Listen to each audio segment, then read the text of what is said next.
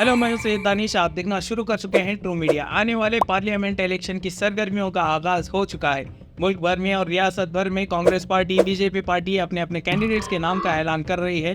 वहीं दूसरी जानिब शहर रायचूर में कौन कांग्रेस पार्टी की जानिब से इलेक्शन लड़ेगा और कौन बीजेपी पार्टी की जानिब से इलेक्शन लड़ेगा, इन दोनों पार्टियों के कौन कैंडिडेट होंगे, इनके नाम का ऐलान अभी तक नहीं किया गया है। कुछ लोगों के नाम बाहर आ रहे हैं, कुछ लोग ख्वाहिशमंद है इलेक्शन लड़ने के लिए।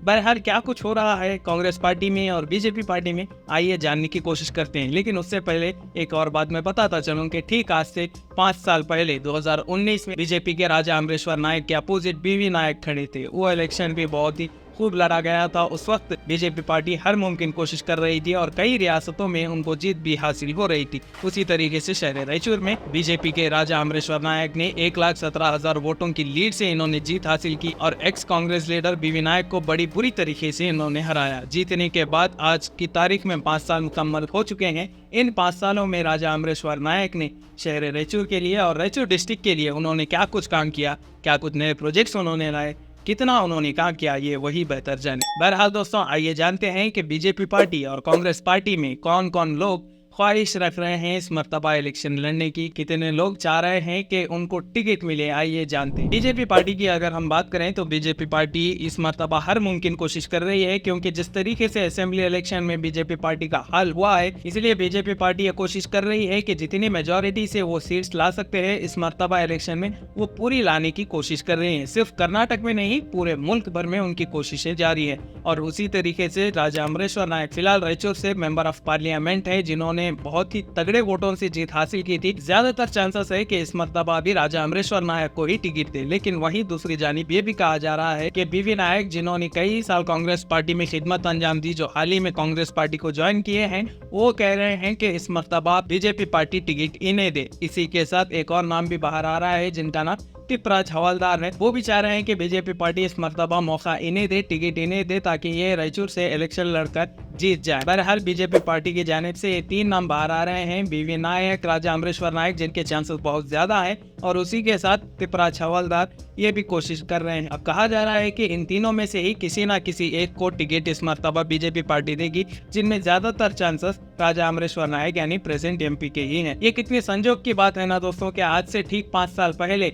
जो राजा अमरेश्वर नायक के अपोजिट बीवी नायक खड़े थे, आज की तारीख में बीवी नायक, राजा अमरेश्वर नायक और बीजेपी पार्टी के साथ खड़े हैं। बहरहाल आज या कल में बीजेपी पार्टी इनके ऑफिशियल कैंडिडेट का नाम का ऐलान करेगी, तब देखेंगे कि किसके हाथ में टिकट जाएगी। अब बात करते हैं कांग्रेस पार्टी की। तो दोस्तों, कांग्रेस पार्टी में आप सभी को तो पता है कि किस तरीके से इलेक्शंस लड़ते हैं, यहाँ के जो लीडर्स है किस तरीके से वो कंट्रीब्यूट करते हैं अपनी पार्टी के लिए। तो बहरहाल इस पर हम ज्यादा चर्चा नहीं करेंगे, किसी और दिन करेंगे। फिलहाल के लिए पिछली मर्तबा जो कांग्रेस पार्टी के एमपी थे वो बीवी नायक थे। उसके बाद उन्होंने फिर से एक मर्तबा कोशिश की, जिसमें वो बहुत बुरी तरीके से हार गए। उसके बाद सीधा असेंबली इलेक्शन से पहले बीवी नायक ने कांग्रेस पार्टी को अलविदा कहकर बीजेपी पार्टी में ये शामिल हो गए। फिलहाल के लिए कांग्रेस पार्टी से कौन कैंडिडेट होगा, कितने नाम आ रहे हैं, उस पर हम बात करते हैं। तो सबसे पहले 4 लोगों के नाम तो बाहर निकल कर आ रहे हैं, जिनको कहा जा रहा है कि सभी लोग इस मर्तबा रायचूर से इलेक्शन लड़ने के ख्वाहिशमंद हैं, यानी दावेदार हैं। सबसे पहले नाम आ रहा है रवि पाटिल का, उसके बाद दद्दल बसनगौड़ा, उसके बाद farmer IAS officer Kumar Nayak, जो इससे पहले रायचूर में ही इन्होंने खिदमत अंजाम दी थी। उसके बाद ये आईएएस ऑफिसर इन्होंने रिजाइन कर दिया, फिर कांग्रेस पार्टी में ज्वाइन हुए और कई साल तक ये कांग्रेस पार्टी में रहे। लेकिन कहा जा रहा है कि ये भी दावा कर रहे हैं इस मर्तबा रायचूर से इलेक्शन लड़ने के लिए, लेकिन ऑफिशियल नाम नहीं आया है। ये जो कुछ लोग हैं जो ख्वाहिश जता रहे हैं, उनके नाम मैं बता रहा हूँ। इनके अलावा सुप्रीम कोर्ट लॉयर, जिनका इंटरव्यू हाल ही में हमने लिया था, देवण्णा नायक, ये भी दावेदारी कर रहे हैं टिकट के लिए। बहरहाल 4 लोगों के नाम कांग्रेस पार्टी की जानिब से बाहर आ रहे हैं। लेकिन इन चारों में से कहा यह जा रहा है कि सबसे ज्यादा chances rural MLA Daddal Basanagouda का है कि इस मर्तबा कांग्रेस पार्टी इन्हीं को अपना कैंडिडेट चुनेगी, क्योंकि इनका जो ग्रामीण वोट बैंक है उनके पास तो है ही, और उसके अलावा इनका पब्लिक अपीयरेंस भी बहुत अच्छा है, इसीलिए इनके पास ज्यादा चांसेस है जीतने के लिए, ऐसा कहा जा रहा है। लेकिन कांग्रेस पार्टी ने अब तक कोई भी ऑफिशियल नाम का ऐलान नहीं किया, ना कांग्रेस ने ना बीजेपी ने। इसके अलावा कांग्रेस पार्टी में जो बने हुए ग्रुप्स है, वो ग्रुप्स चाहते हैं कि वो जिनका नाम दे पार्टी हाईकमांड उनको टिकट दे, यानी वो भी अपने जो चाहने वाले हैं अपने लोगों के नाम को रेकमेंड कर रहे हैं पार्टी हाईकमांड को। इस बात की कितनी सच्चाई है ये उस वक्त पता लगेगा जब कांग्रेस पार्टी अपने कैंडिडेट का नाम का ऐलान करेगी। तो दोस्तों ये रही कांग्रेस और बीजेपी की बात। अब इनमें कुछ ऐसे सवाल हैं जिनके जवाब लेना भी जरूरी है। अगर मौका मिलेगा तो हम जवाब लेंगे, लेकिन सवाल क्या है वो आइए जानते हैं। सबसे पहला सवाल तो ये कि व्हाट इफ बीजेपी इस मर्तबा बीवी नायक को टिकट देगी, तो बीवी नायक क्या इस मर्तबा इलेक्शन में वोट ले सकेंगे? क्या पब्लिक उनको वोट देगी? क्योंकि इससे पहले सिर्फ बीवी नायक नहीं, इनके वालिद भी कांग्रेस पार्टी में ही थे और कई सालों तक बीवी नायक कांग्रेस पार्टी में थे। उसके बाद ये डीसीसी के प्रेसिडेंट भी बने और उसके बाद असेंबली इलेक्शन में इन्होंने कांग्रेस पार्टी को अलविदा कहा। इस मर्तबा अगर बीवी नायक को टिकट मिलती है तो क्या ये उन वोटर्स का परसेप्शन चेंज करने में कामयाब होंगे जो लोग ये सोचकर बीवी नायक को वोट दे रहे थे कि कांग्रेस पार्टी के नेता हैं? क्या उनके माइंड को ये चेंज करेंगे? क्या उनको वो कन्विंस कर पाएंगे? और दूसरा सवाल ये, क्या इस मर्तबा अगर बीवी नायक को टिकट मिलेगी तो राजा अमरेश्वर नायक क्या अपनी जानिब से भी इनको सपोर्ट करेंगे या वो नाराज होंगे या खफा होंगे? अब तीसरा सवाल ये कि अगर इस मर्तबा भी राजा अमरेश्वर नायक को अगर टिकट मिलेगी तो क्या बीवी नायक और जो तिपराज हवलदार है ये लोग इनका साथ देंगे? और क्या राजा अमरेश्वर नायक पब्लिक में उतर कर पब्लिक को कन्विंस करने में कामयाब होंगे? क्या वो अपने काम गिनवा पाएंगे?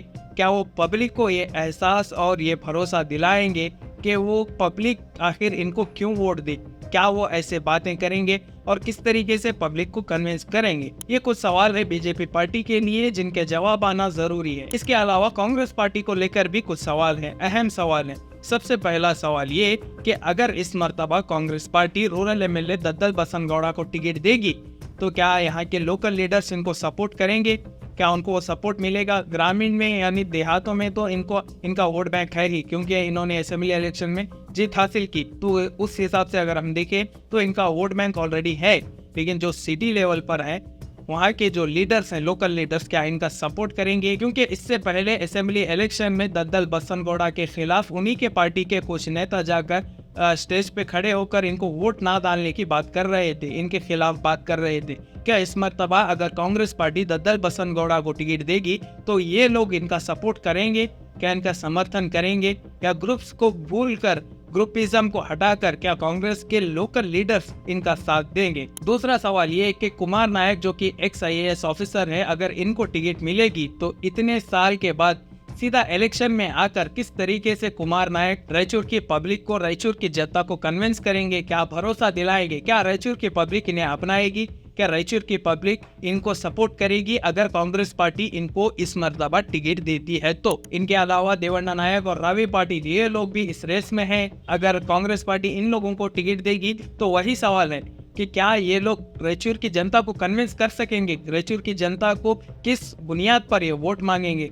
रायचूर की जनता को क्या ये देने का वादा करेंगे? और क्या रायचूर के आवाम इन लोगों पर भरोसा करेगी? क्योंकि इससे पहले ज्यादा पब्लिक अपीयरेंस में या इनकी चर्चा या इनका नाम उतना पब्लिक में हमें सुनने को नहीं मिला। इलेक्शन के नजदीक कई नए नाम सामने आते हैं, लेकिन इलेक्शन होने के बाद देखा गया है कि ये नाम जो है वो गायब ही हो जाते हैं। आप में से कितने लोगों को पता था कि रायचूर के MP राजा अमरेश्वर नायक हैं? जिनको पता था वो लोग भी कमेंट करें और जिनको नहीं पता था वो लोग भी कमेंट करें, क्योंकि देखा गया है कि रायचूर में जो भी MP बनता है वो रायचूर की पब्लिक के लिए, रायचूर के पब्लिक के बीच में ज्यादा टिकता नहीं है। ज्यादातर इनका वक्त बेंगलोर और दिल्ली में गुजरता है। रायचूर की जनता के जो मुद्दे हैं, जो मसले हैं और रायचूर के जो ग्राउंड लेवल पर जो प्रॉब्लम्स हैं उनको एड्रेस करने में ये लोग ज्यादा नजर नहीं आते। ऐसे कई सारे एग्जांपल्स हैं जिनको अगर मैं बात करने लगूं तो शायद बहुत घंटे बीत जाए। बहरहाल ये कुछ अहम सवाल है और ये थी आज की हमारी रिपोर्ट कांग्रेस और बीजेपी पार्टी को लेकर। तो चलिए दोस्तों, अपनी कीमती राय इस रिपोर्ट को लेकर क्या है कमेंट सेक्शन में जरूर बताते जाइए। और नए हैं ऐसे ही वीडियोस को देखना चाहते हैं तो इस चैनल को सब्सक्राइब करिए, नोटिफिकेशन बेल को ऑन करिए। इससे होता यह है कि जब भी हम कोई नया वीडियो अपलोड करते हैं तो सबसे पहले नोटिफिकेशन आपको मिलता है। तो इस चैनल को सब्सक्राइब करिए, नोटिफिकेशन बेल को ऑन करिए। और अगर ये वीडियो अगर वाकई में आपको कुछ इन्फॉर्मेटिव लगता है, अगर आपको ये वीडियो पसंद आता है तो अपने दोस्त अहबाब में इस वीडियो को ज़रूर से शेयर करिए। तब तक के लिए ऐसे ही अपडेट्स आपको मिलते रहेंगे। मैं आपसे इजाज़त चाहता हूँ। शुक्रिया।